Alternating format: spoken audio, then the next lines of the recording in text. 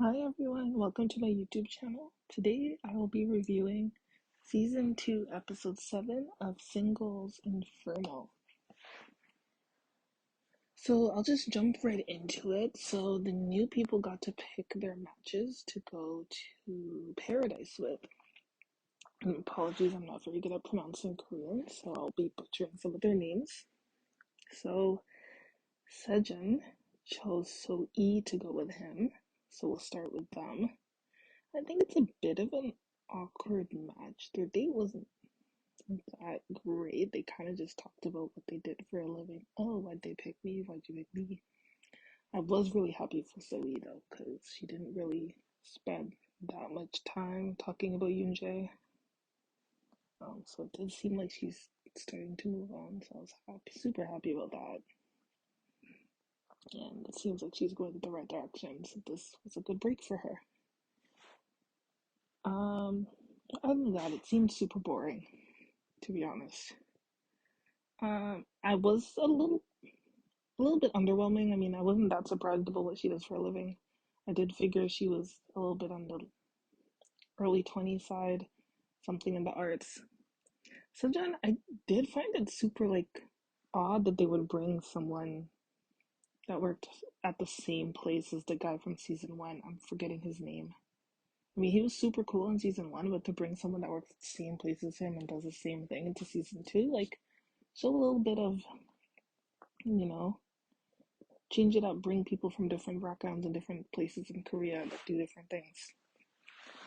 Alright, on to the second pairing, Min-soo and Yin-jung. Yin-jung is the popular guy this season. He is like that girl, Rizia from season 1. He is like the most popular. It's normally like the girl, but this season it's the guy who's super popular, and he came in late too, so it's surprising. And Minzu.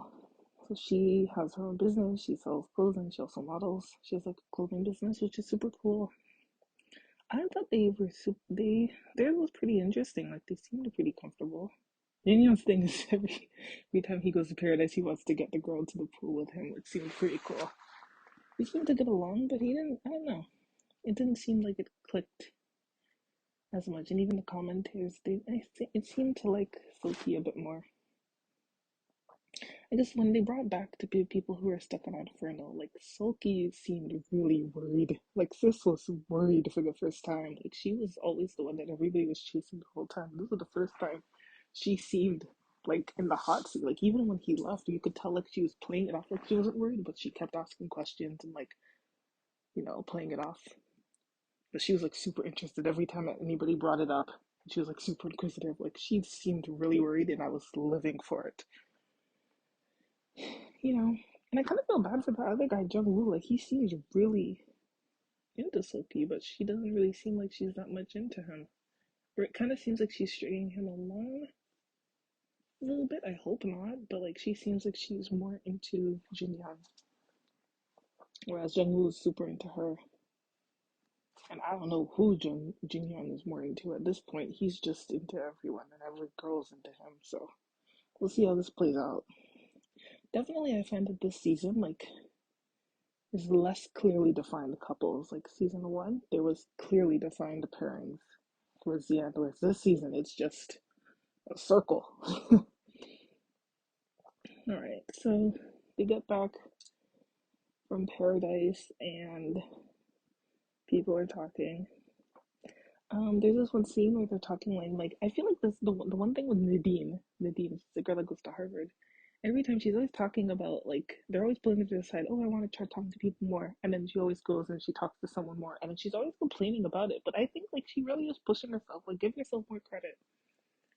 But she's always making a big deal about it. But she's always pushing herself to have these conversations, and it's always a conversation about how she wants to talk to people more. And it's almost like you're complaining about the very thing that you're doing.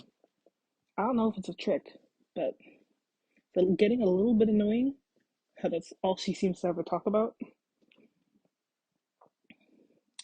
I don't know if I think her and Jin Young would be a good match.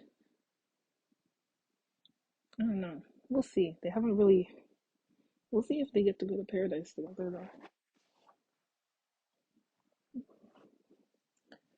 Um, I thought it was super cool how Sui won the fight. I think in, I don't know, if it's episode 5 or 4. She has super good balance. I don't know what it is.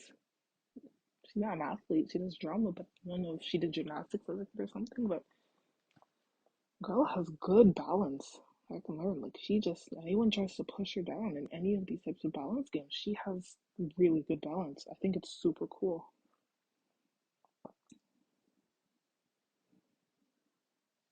All right,